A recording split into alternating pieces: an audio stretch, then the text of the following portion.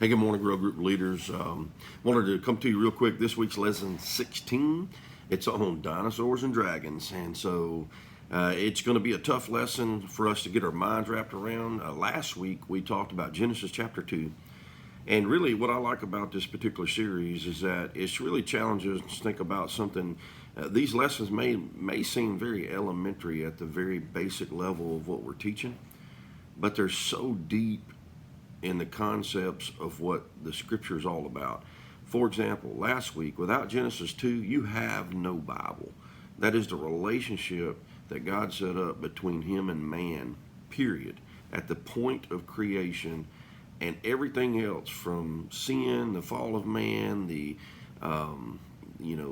all of the relationships we have with God through all the old time law and then the new covenant and Jesus and everything, all that is hinged on everything that was set up in Genesis chapter 2.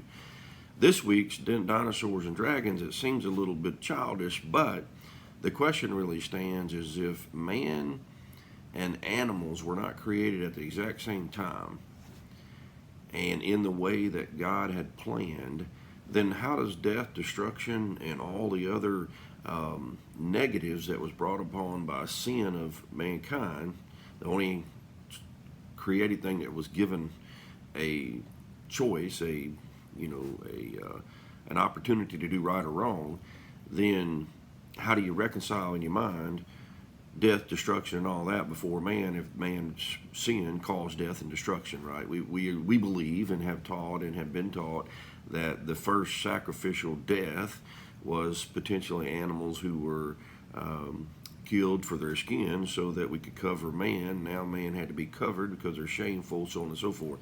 Think about all that stuff in your lesson this week. Be studying and thinking about not that you have to agree with the book 100%, but how do you reconcile that in your own mind? Because if you're wrestling with it or have to understand it to get a better concept of what God's relationship is with you, I can guarantee you the people in your class are struggling with the same thing. If you have any questions, give me a shout. There's a million ways to approach it, but it is much deeper than just dinosaurs and dragons. I can promise you that. Good luck with this lesson this week, and look forward to hearing back from any of you. Thank you.